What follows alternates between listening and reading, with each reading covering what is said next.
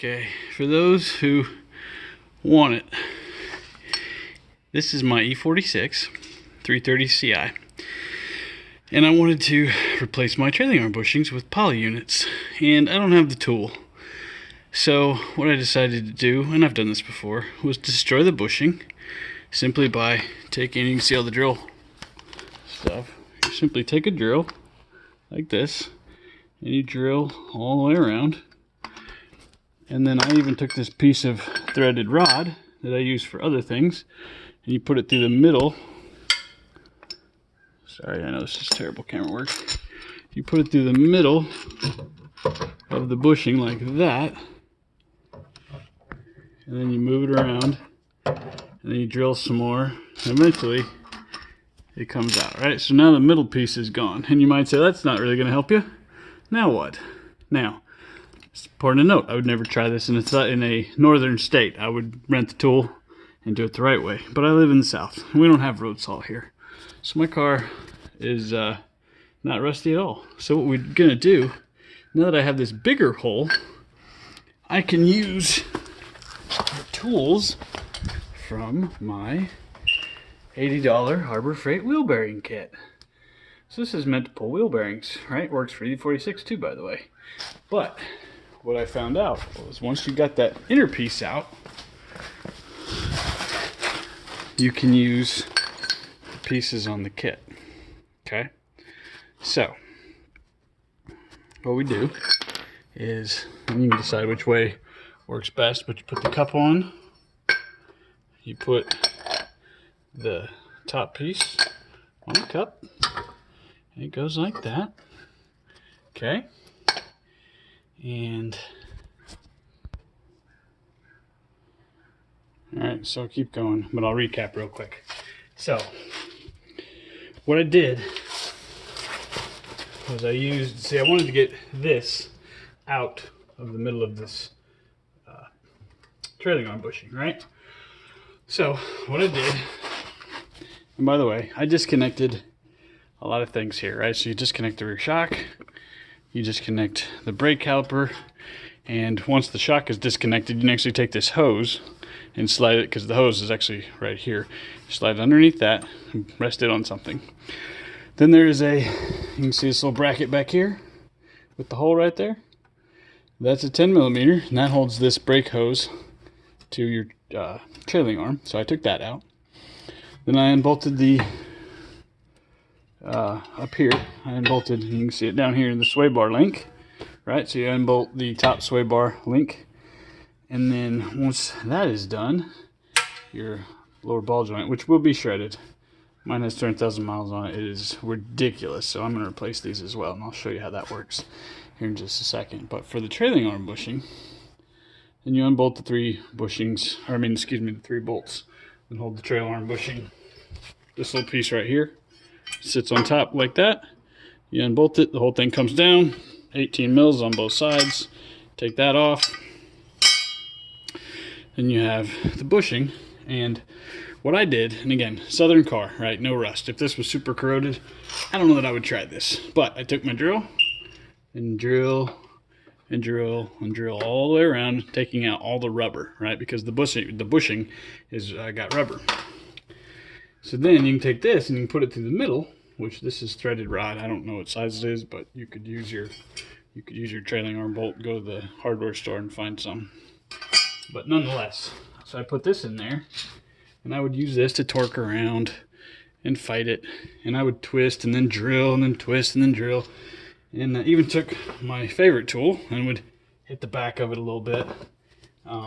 Took my pickle fork and I would hit the edge of the bushing, the metal piece of the bushing, just to kind of knock it around. Anyways, what happened was, eventually, as you can see, the middle comes out. Now, and the reason I wanted that to happen is because my puller has this gigantic threaded rod, my wheel bearing kit, right? So this won't fit. So I had to get this out so this will slide through. Now that I have done that, you take your cup, receiver cup, take this, and it goes right like that. And this smallest piece from the wheel bearing kit fits pretty good right over top of the back of the bushing, right? So what you do is thread that through there, through there, and you take the big nut,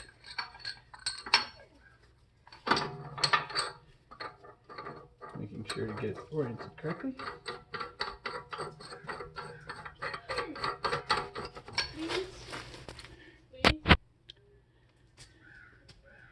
Alright, so come in here a little bit. So now, again, receiver cup, big nut. Just make sure everything is centered. There it goes. And then you tighten it down. And what I use is this big adjustable wrench I've had forever. I suppose I could get a socket on the end of this thing if I cared to figure out how big it was. And then you just swing on it, right? Making sure that this doesn't get off center, because this is a little small. Okay, it's not a perfect fit in there. And because it's a little small, if it gets up too high or down too low, it'll actually get caught on the arm itself. Also want to make sure, like this one feels pretty tight, so rather than force it, I'm going to back it out and just make sure I've got the cup right, and I do. So, you know what I think I'm going to do for this video? I didn't do it a minute ago.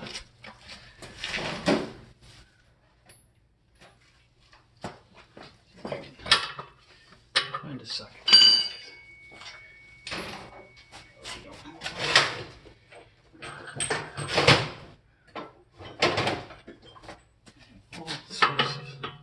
Look at there. Alright, so if you buy the Harbor Freight $80, no, I got it on Amazon for like $60, that puller kit. This is a 32 millimeter. And I'll go ahead and probably, I should, very tempted to get out my impact and hang on this a bit, but I won't even use my breaker bar. I'm just going to use this. The other side went really easy.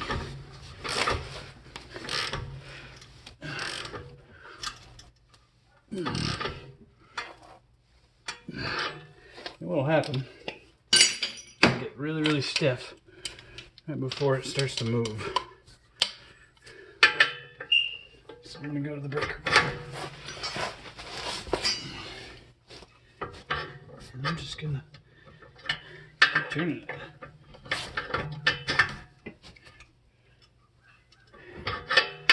And hope I'm not doing anything stupid. This is a very tight 32 millimeter. It does not want to go on. If I have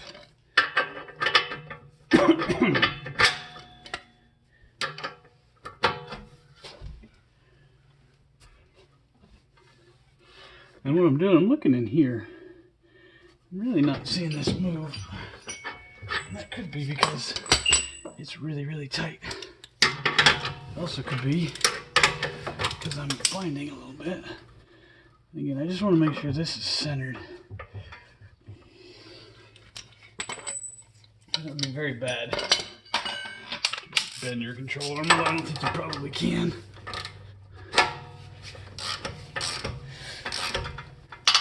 There it goes. You hear that noise? That is the noise of success. So a few little creaks. That's all it took. And now it's moving. Oh man. Yep. And quite frankly, once it starts to move, it's pretty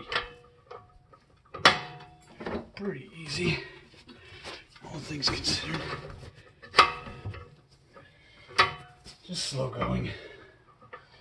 That's what really sucks about this. Of course, I guess I could go back to this. It'd be nice if I had a longer half-inch ratchet.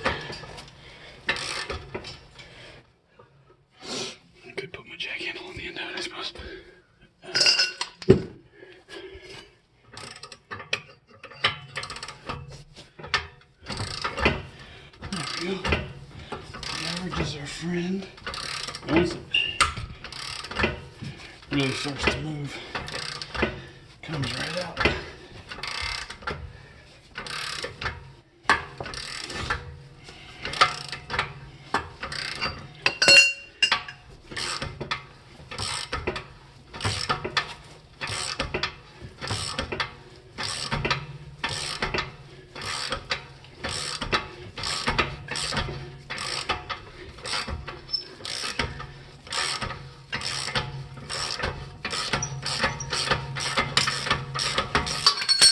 Ooh. And there you have it.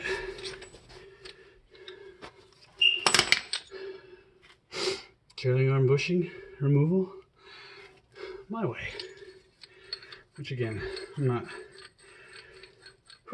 still out of shape. I lost 45 pounds and I'm still out of shape. All right, so again, I'll show you the kit. It's a good kit. Same one you would use for your wheel bearings. But as you can see, took it off nice. And again, all I was trying to do, oh wow, look at that. That's pretty amazing. Needless to say, these bushings were shot, but ultimately, once you break that middle piece out by drilling, it cracked it coming out. That's funny. Interesting too, because if you look, it's not quite big enough. So it's just enough to grab the inner shoulder of this race. I was able to extract it. Of course, if it had broken, I would have been able to probably just peel it out with a hammer, but anyways, so now that we got that off, I don't need this for install because I don't plan on using this. I'm going to put on Whiteline bushings, which I will let you see. In the meantime, pardon my garage, it's always very nasty. So this is the kit. Oops. And I bought this kit to do a wheel bearing on a Ford Escape. I want to say it was a 2012 Ford Escape, but I don't remember. Anyways, a customer of mine, my side job working on cars, they needed a wheel bearing.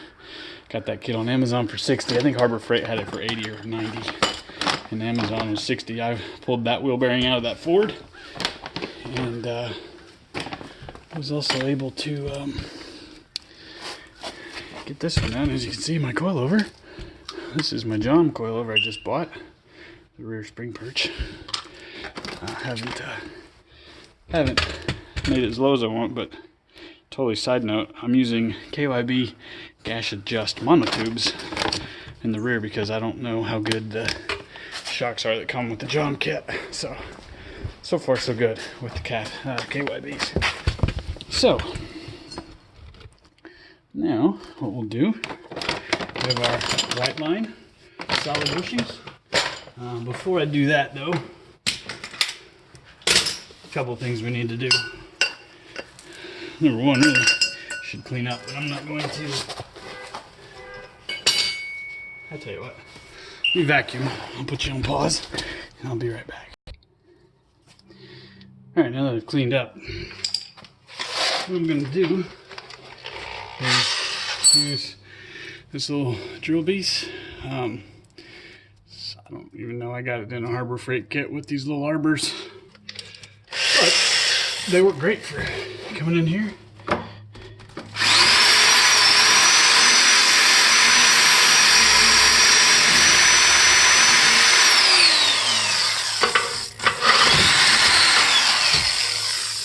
Just want to clean up the inside surface.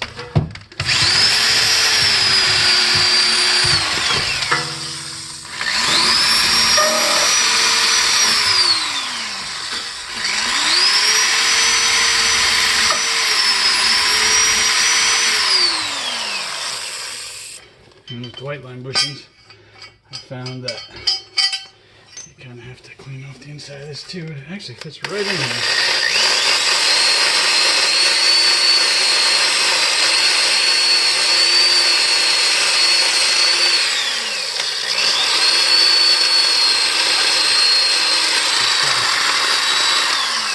So again, if you live in the rust prone area,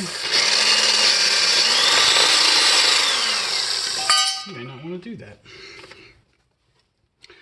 I don't think I... Then you should probably wear a mask. Alright. Rust tastes bad. Alright, so now to install, I don't know if anybody cares about this, but to install these Whiteline bushings. Oh wow. Okay, here's a little tip. Be liberal with the grease, right? I thought it only came with one of these. I didn't see the second one, so I only put about half of this on the other side. So, there you go. Lube her up, baby. So, what I'm going to do here is just apply a very liberal smattering of grease on the bushing. I don't know if y'all are seeing this. Sorry if you're not. Here, let me come this way a little bit. There we go. So, we're just going to put grease all over the inside. I don't know, like, what the instructions say, because there aren't any, but I'm just putting anywhere and everywhere because the whole thing moves, right? So when you get it all nice and lubed up, just stick it in here by hand. Should slide right in nice and freely. And obviously I have this little pin. Get this other thing of grease. Oh, my hands are all slippery and I can't grab onto that.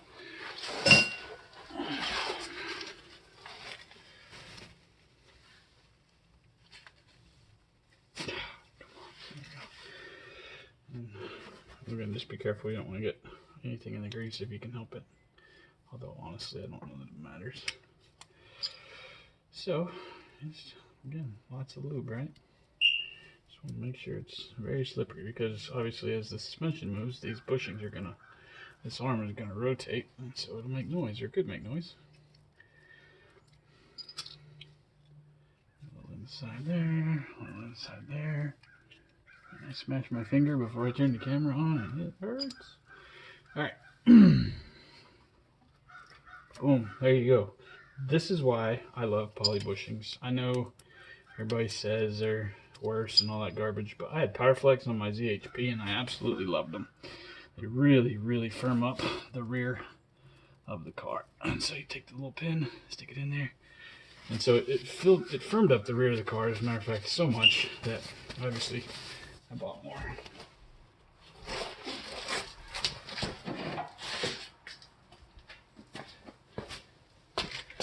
And quite frankly, when I replace this other joint up here, which I'm going to show you in a minute, those two, there's obviously one more, but those two, huge difference. But this with poly makes a difference. And I was intrigued by this one because unlike the Powerflex, the bushings themselves just a little bit softer. But they come with these bad boys, which I assume are like, kind of almost act like limiters, which is weird to have limiters for the, now this side's got a ton of grease, so I'm only greasing that one side and kind of let it stay there. So I didn't, I was just intrigued by the design of the Whiteline bushings. That's why I went with Whiteline. Plus I think I got them cheaper, I want to say, and you know me, I'm cheap. I think, what did I pay? Oh gosh, I don't remember exactly, but I think it was 70 bucks on Amazon, something like that. So, good deal. Alright, now I always forget which way this goes. Make sure before you install the carrier that you remember which way it goes up inside the car, because you don't have to do this twice. The two holes go towards the front because obviously this is the front of the vehicle. Alright, so now I'm going to clean this up just a little. And I'm not a huge neat freak. Like if I had more time or felt like doing it, I would blast this with a bunch of blaster. You could even clean it off and repaint it and all that garbage. Nobody ever sees it, man. It sits up inside the chassis, so I ain't worried about it. And I'm just going to put a little bit of grease on these inner joints. Just like that. And this part was a bit of a pain on the other side. We'll try to do it on camera here. So you just kind of, really depends on how tight these are. These are once again as tight as the other side was. So, oops. You know what? Probably help if I, there we go. I actually did this right. So it really doesn't want to go down in there. So you gotta work it, finagle it, and all that stuff. And when it really wants to fight you, you go to the favorite tool.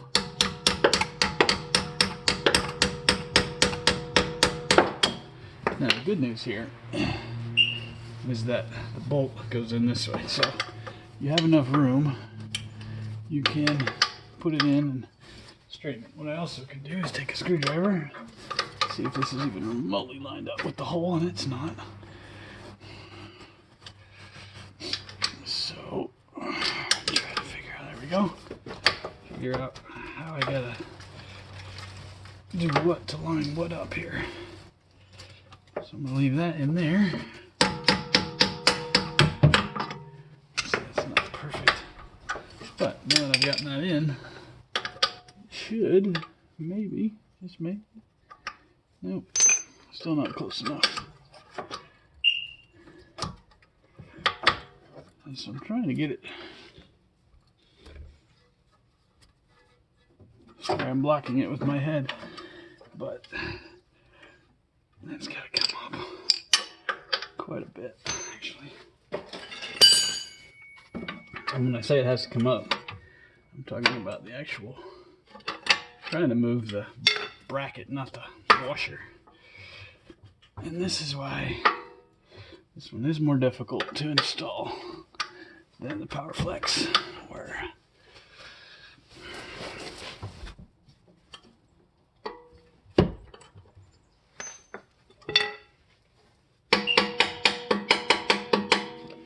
there, a little wrap with the hammer. Boom. Alright, now this side's obviously not lined up. So we gotta do the same thing over here, right? Just sort of, and since you have this, you can actually see, I don't know if y'all can see, but this is up too high. So I'm gonna take my hammer, smash it down, see if that helped at all. Apparently it did not.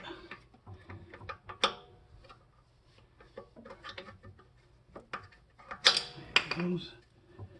So just a little tweaking.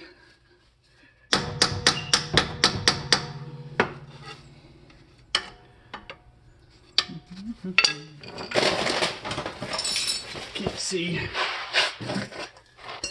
Okay, so when you lay down here, you can see darn near perfect, but not quite. Oh, just barely. Come on, baby. Work with me. It has to go down this washer.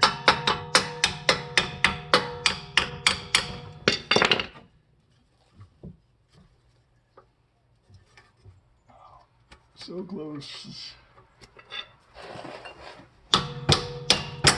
Boom. When in doubt, force it. My new favorite saying is just to send it. So in that case, I got it close enough. And then my hands are completely covered in slippery grease. But anyways, so I've got two 18 millimeters. One's a nut, one's a bolt, obviously. Come over here. Snug it down. And then again, I don't know what the actual foot-pounds of this was. And you know what? I don't care. Here's where the solid bushing is fantastic.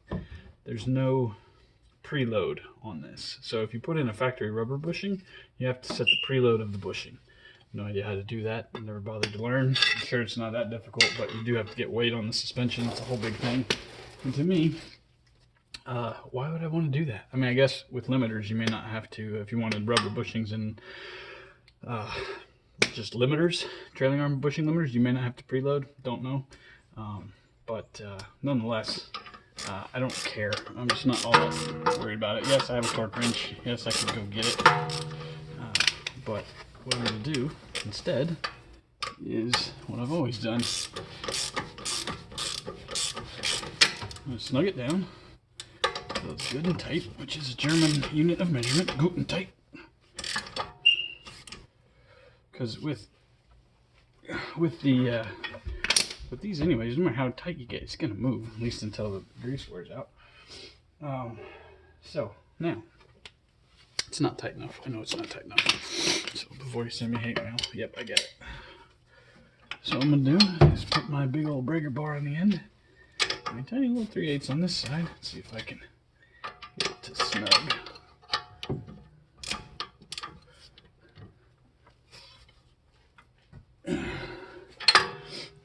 Not really as tight as I would like it. So what I'm going to do is put that there. Actually, I'll put this here. This way, as I spin it, it'll sort of have its own little backstop. Oh, that's wrong. Okay. There, now it has its own little backstop. And then this will jam up against here and hold the nut. And I can just... And it wasn't all that tight, to be real honest with you, even when I pulled it off from the factory. So that's good and tight, still moves freely. I'm gonna call that good. So now, I would normally, well, I'll do it. I'll go ahead. I gotta remove this other joint, and I want to do that, but I'm gonna show you how to just get this back up inside the car. Again, this is pretty simple. Partially because, again, if you look, I have everything disconnected. So there's not a whole lot holding this. I mean, you can kind of even see, you can move it with your hand. I could probably manhandle it into place, but I've gotten old. So what I'm going to do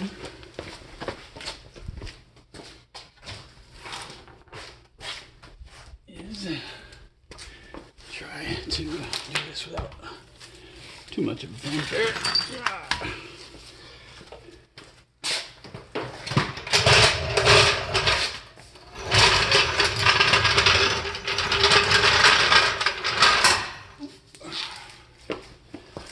Handle hitting the exhaust. No biggie. I'm doing this because the tripod's in my way. So, again, lots of ways to do this. The way I do it, try to get my jack under the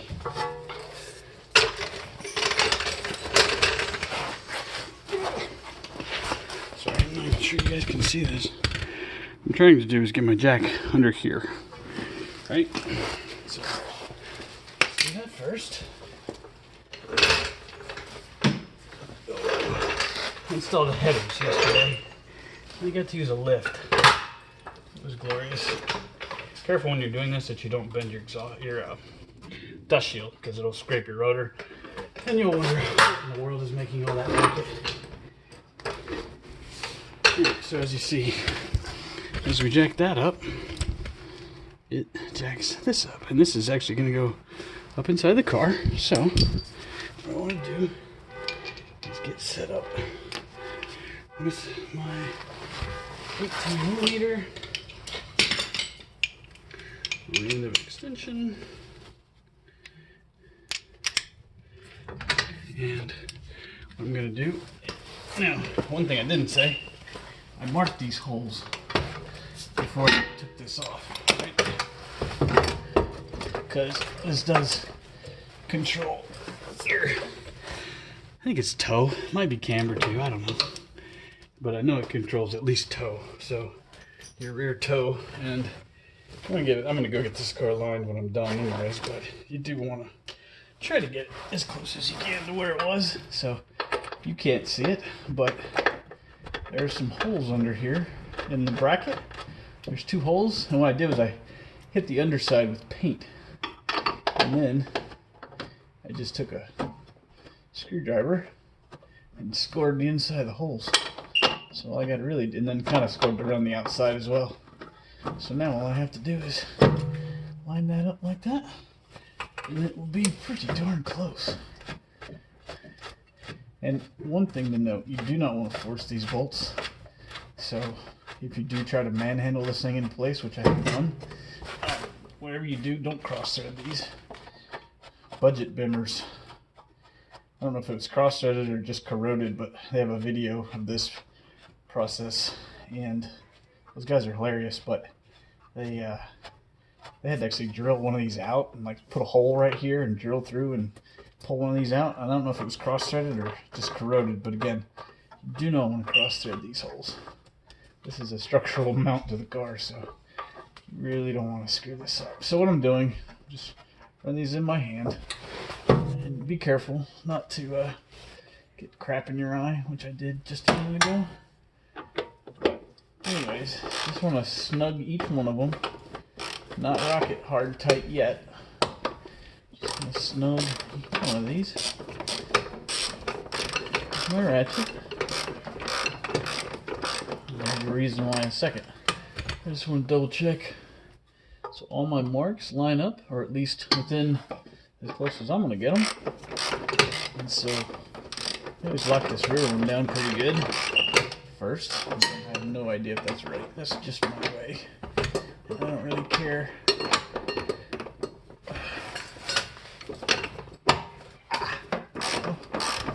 There. So as I snug that up, my marks still are true. You just be careful, because if you whang on these one at a time, like if you try to really tighten this top one here, the one I'm working on, it'll move the adjustment. So that's why you kind of have to tighten them interchangeably, or a little at a time, whatever. I don't know what I'm saying anymore. Alright, so there we go. Now, when they're tight enough, like that, what I do is move to an implement of leverage. And again, surprisingly, these are not as tight as you would think they would be. So I don't think the torque spec is a gazillion foot-pounds. I just take my breaker bar, put it on the end, give her a good snug like I would a lug nut almost. And again, I've never had one of these come loose. Done it on about 6 or 8 cars. I'm going just a little bit more than a lug nut. I don't know. Hard to say because I'm upside down. But I'll be at the alignment shop anyways. I figured they'll take care of this for me. Alright, there you go. So, that. To it. On the trailer arm bushing. Pretty simple process. Now, we're going to